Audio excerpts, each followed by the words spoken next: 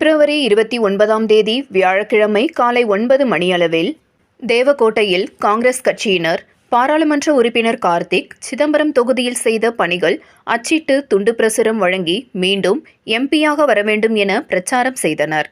சிவகங்கை மாவட்டம் தேவகோட்டை தியாகிகள் பூங்கா, தினசரி மார்க்கெட், பேருந்து நிலையம் உள்ளிட்ட நகர்ப்பகுதிகளில் சிவகங்கை பாராளுமன்ற உறுப்பினர் கார்த்திக் சிதம்பரம் தேவகோட்டை நகராட்சி மற்றும் ஒன்றிய பகுதிகளில் தொகுதி மேம்பாட்டு நிதியிலிருந்து அமைக்கப்பட்ட பணிகள் பட்டியலிட்டு வியாபாரிகள் மற்றும் பொதுமக்களிடம் காங்கிரஸ் கட்சியினர் துண்டு பிரசுரங்கள் வழங்கி விழிப்புணர்வை ஏற்படுத்தினர். இதில் காங்கிரஸ் கட்சியின் நகர தலைவர் சஞ்சய் தலைமையில், மாவட்ட துணைத் தலைவர் அப்பச்சி சபாபதி முன்னிலையில் வியாபார கடைகளில் மற்றும் பொதுமக்களிடம் மீண்டும் சிவகங்கை பாராளுமன்ற உறுப்பினர் கார்த்திக் சிதம்பரம் பாராளுமன்ற உறுப்பினராக வர வேண்டும் எனவும் தொகுதி மேம்பாட்டு நிதியிலிருந்து பல்வேறு வளர்ச்சி திட்டங்கள் குறித்து எடுத்துக் கூறினார். இந்நிகழ்ச்சியில் வட்டார நிர்வாகிகள் முத்து மனோகரன், இளங்குடி முத்துக்குமார், சுவாமிநாதன், சங்கர், இளங்கோ, ஆதித்யா, பாஸ்கர் மற்றும் கண்ணங்குடி நிர்வாகிகள் பழனிசாமி, அன்பு, ஜான் கென்னடி, காரைக்குடி சட்டமன்ற தொகுதி இளைஞர் காங்கிரஸ் செயலாளர்கள் ராஜீவ், வேலு, காளீஸ்வரன், மாரியப்பன் உள்ளிட்ட